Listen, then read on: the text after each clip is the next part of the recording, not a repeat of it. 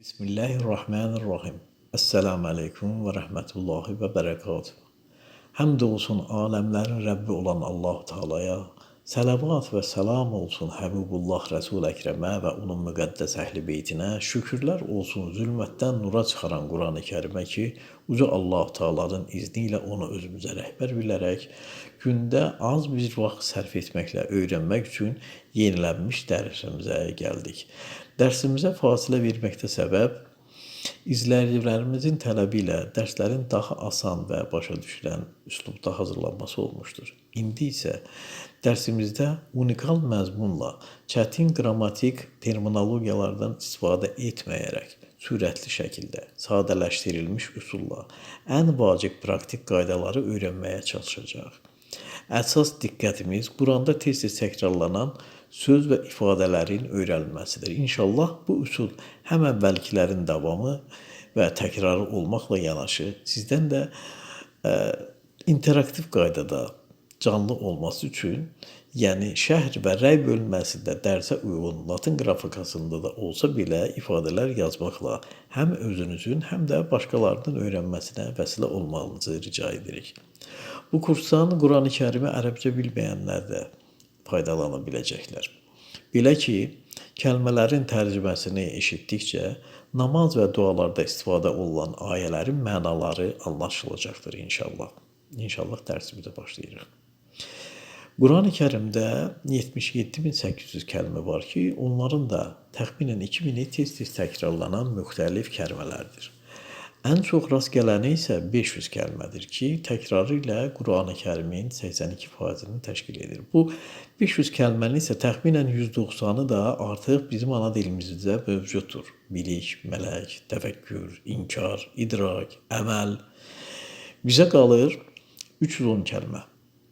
Burada biz Allaha təvəkkül edərək ən mühüm təkrarlanan 125 kəlməni öyrənməyi hədəfləyirik. Bu isə Qurandakı təkrarları birlikdə 40.000 kəlmə deməkdir. Yəni, Quranın 50% kəlməsini inşallah ki, biz biləcəyik.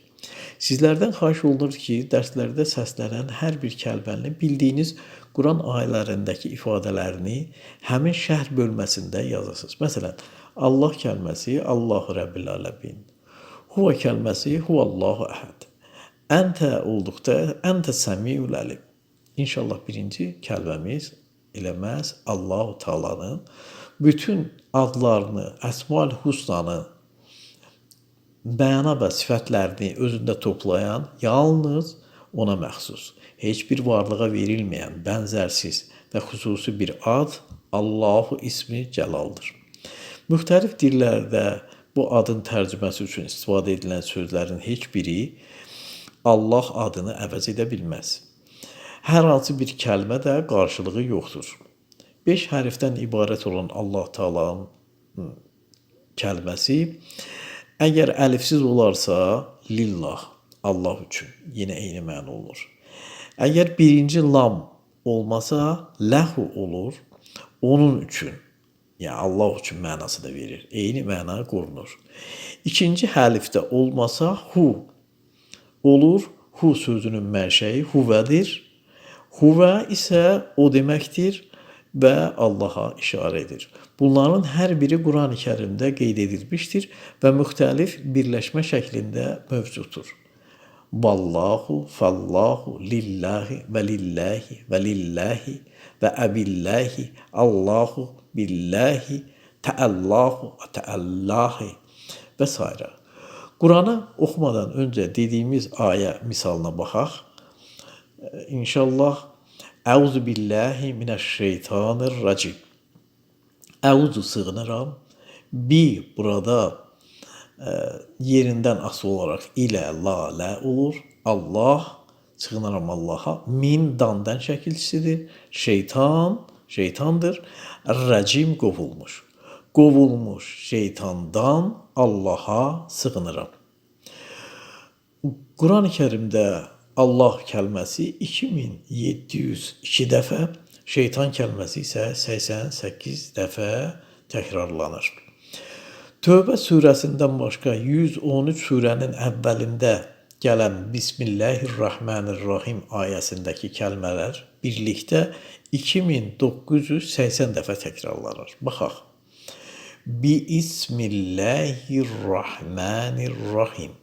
Bildik ki, lalədir, isimdir. Allah, Rəhman və Rəhim.